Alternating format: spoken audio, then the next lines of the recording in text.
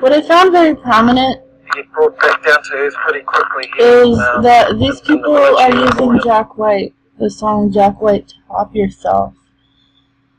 They're using it thematically, meaning they're trying to bring the song into a literal context by repeating it thematically over and over again during the psychological operations. The problem that I have with that is I'm very fond of the performer, John D. Gillis. He's been singing some of my song lyrics for over 10 years. And I'm the author of the song Top Yourself that I composed before being in the hostage military situation that was eventually got government approval to operate psychologically and emotionally engage and degrade. So now that I'm in this situation, I just realized that there's a theme, and it's just a psychological operation based on the song Top Yourself. So if I were to write down the song Top Yourself on top, just grab a piece of paper and write Top Yourself, and go through the lines of the song. Give up that midnight creep, and then the word B-A-Y, B-A-Y is what I actually wrote in the song lyrics, not baby, but baby, because I was just not really spelling that well that day.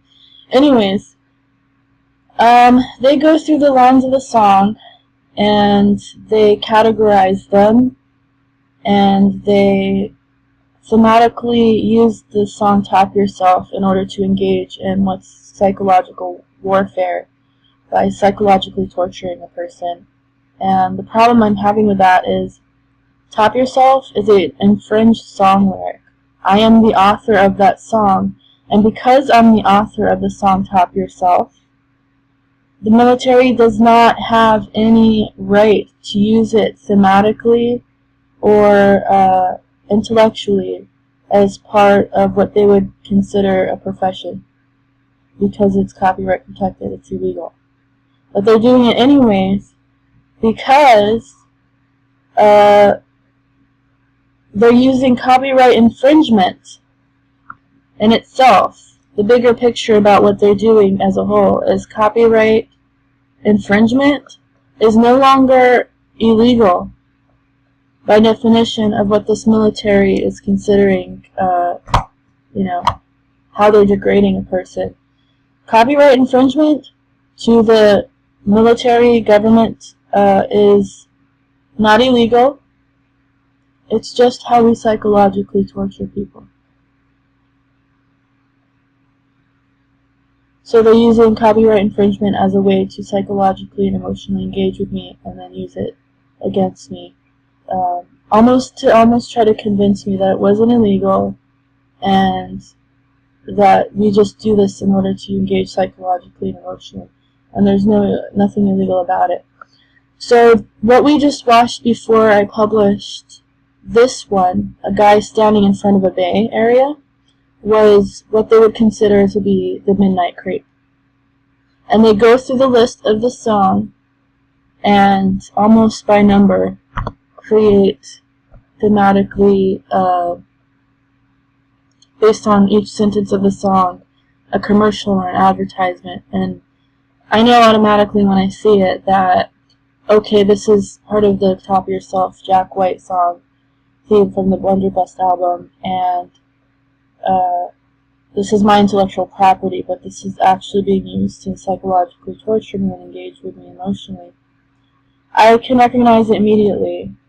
They consider the midnight creep to be a woman that they sleep with. They consider the Bay area as what it was in the lyrics, not the word baby, because I actually wrote Bay in the lyrics in writing, not B-A-B-Y, but B-A-Y space B-A-Y. which means, and it leads me it leads me to believe that these people know, and they have copies of the blog post in front of them, and they know that the word wasn't B-A-B-Y, it was B-A-Y space B-A-Y. But how would they know that it was Give Up the Midnight Creep, Bay Area, Bay, instead of baby, unless these people were sitting there hoarding the blog post and the intellectual property in order to possibly in the future conduct or profit off of them by selling copies of them. And I think that's what the military is doing, is they're selling the intellectual properties that they have obtained and to people, promising them my location, promising them drugs, sex, and alcohol, and they're enjoying the life of the rich and the famous right now. They don't really want to include me in their fun because they are just simply enjoying themselves. They have outweighed financial success. They've outweighed, I want to say, integrity. They prefer integrity and drug, sex, and alcohol over financial success. And this is the ongoing problem that I'm having, especially within the ranks of these military operants who, for some reason, prefer to use sex as a weapon. Is when somebody engages in a female's bedroom, it really hits home. When somebody starts telling another person, you have no rights, and copyright infringement is just another psychologically torturing ad, it's almost like the government is pointing a finger at me and saying, you have no rights. And people can commit crimes against you, and it's a joke, because that's exactly what's taking place within these ads. And then if it's not to engage with me to demean me through what's considered to be my civil rights, it's pointing the finger at me and telling me that I am worthless because I'm a woman and my sex.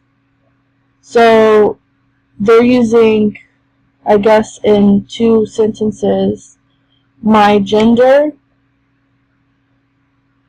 as a female, and my rights as an American.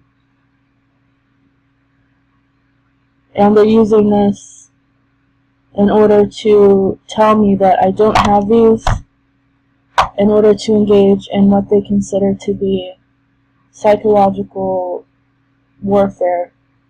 These people are making so much money selling my online information.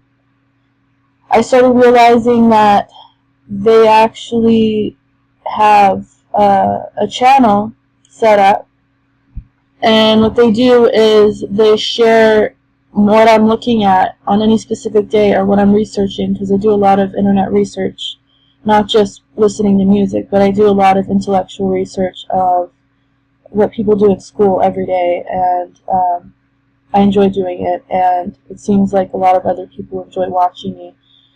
And the military is making money now, not only operating as what they consider to be a psychological torture camp, but selling my information and my internet activity, because they have put me in a virtual hostage situation, and they become so comfortable over a few years that they're starting to actually make money just showing people and charging people to just watch me. I don't know how many people are hooked up and watching me. I know that there might be a website somewhere, but I know that the people in my presence are making millions, if not billions, of dollars just to be in my presence, just to show people what I'm watching, while they're engaging in the psychological psychological torture on a military grade level. I realized they were making billions of dollars or millions of dollars because after calculating how many of them there were, I calculated exactly how much it costs to follow me from one city to another and to fly everybody out every single time I move. I calculated how much it costs for them to all rent apartments and rent houses, which I've seen through experiencing and walking around and realizing that they rent houses and apartments nearby. I calculated and I took into account how much it costs for these people to pay these military operatives on a salary. For example, as a military salary, they probably make about $6,000, possibly each, make at least $60,000 to $100,000 a year, which is typical for a military salary. People in the military make that much as just military operatives, non-combat. I calculated how much it costs for them to insure these people medically, how much it costs for them to have a crew of people and hire all of these actors. All of these actors are paid. So this person, for example, has to get a paycheck to be in this commercial. The person who's filming him has to be paid. So they have to actually come up with the funds to keep this torture campaign running. I came up with a figure that's roughly around $1 billion at least in the past 3 years, which means the federal government did not give them this much money. Exactly where is it coming from? It's coming from the fact that just by being my presence, these people are profiting so much, and they're not allowed to do that. You're not allowed to collect a paycheck on somebody else's behalf, okay, while on both ends. So it's called racketeering. There's something called racketeering. It's the act of creating a problem in order to solve the problem for financial gain. So these people created a problem. Saraheysha is a oppositional force. She's a threat to Homeland Security. She's a threat to the United States. We're going to throw the psychological operations on her and make her a virtual hostage. This works for us. Okay, so we created a problem. Now we're going to come up with a solution. We're going to make money off of Saraheysha Alzaid. She's on Social Security, so we're going to fund Saraheysha Alzaid. We're going to give Saraheysha Alzaid a paycheck for Social Security for being psychologically ill and treat her as a psychologically ill patient. But then we're going to have the psychological operations operate against her. So you create a problem to solve a problem, and everything that's going on is all government. It's military, it's the Treasury Department, and it's the military, and it's called something like racketeering, creating a problem to solve it for financial gain. There is no need for them to be present.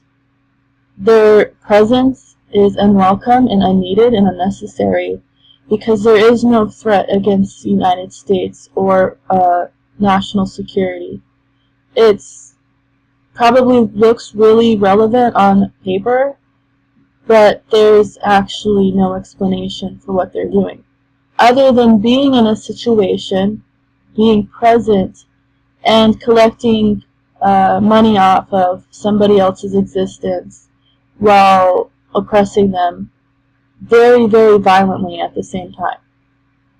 So this is the unfortunate experience that I have with the media.